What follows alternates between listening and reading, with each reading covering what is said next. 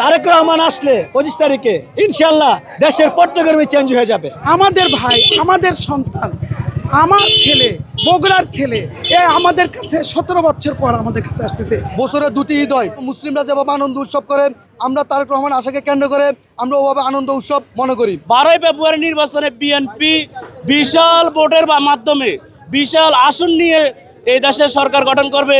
তারেক রহমান আসলে 25 তারিখে ইনশাল্লাহ দেশের পট্টগ্রামে চেঞ্জ হয়ে যাবে। কারণ যে অমানুষের কথা যে স্বৈরাচারের পাশে রয়েছে ওই স্বৈরাচারও মানুষ হয়ে যাবে। কারণ উপায় নাই তো, কারণ 30 বছরের যন্ত্রণা, এই 17 বছরের যন্ত্রণা এই মানুষের জনগণের ভিতরে আছে।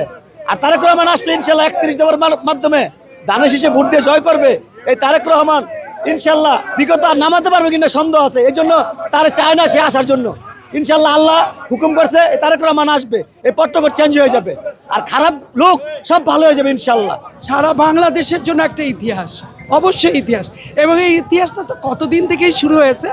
আজকে কালকে যেটা হবে সেটা আরও আমাদের ভাই, আমাদের সন্তান, আমার ছেলে, বগুড়ার ছেলে, আমাদের কাছে 17 বছর পর আমাদের কাছে আসতেছে। বাংলাদেশের শেষ প্রান্ত থেকে ওই নোয়াখালী লক্ষ্মীপুর থেকে সকালে প্রায় 20টার উপর আমরা মাইক্রো বাস সকল নিয়ে আমরা একসাথে আসছি। আমাদের নেতাকর্মী আরও আছেন। তারেক রহমান আশাকে কেন্দ্র করে এদেশের সাধারণ জনগণ যে উম্মাদ সৃষ্টি হয়েছে, যে হাসি খুশিভাবে ওনারা মনে করে আমরা যেমন আমাদের মুসলমানের জন্য বছরে দুটি ঈদ হয়, মুসলিমরা যেভাবে আনন্দ উৎসব করে আমরা তারেক রহমান আশাকে কেন্দ্র করে আমরা ওভাবে আনন্দ উৎসব মনে করি। তারেক রহমান আগামী বাংলাদেশের কর্ণধার।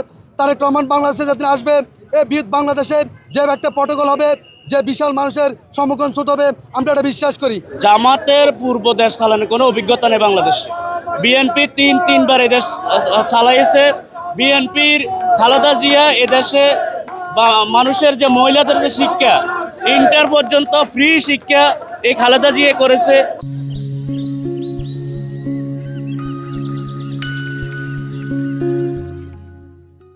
তারেক রহমান এখন আপনাদের সামনে যে ফার্মার কার্ড, কৃষি কার্ড বিতরণ করবে।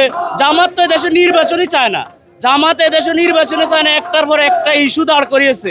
ইনশাল্লাহ আগামীতে 12 ফেব্রুয়ারি নির্বাচনে বিএনপি বিশাল ভোটের মাধ্যমে বিশাল আসন নিয়ে এই দেশের সরকার গঠন করবে। আগামীর রাষ্ট্রনায়ক তারেক রহমান এ দেশের প্রধানমন্ত্রী হবে ইনশাল্লাহ।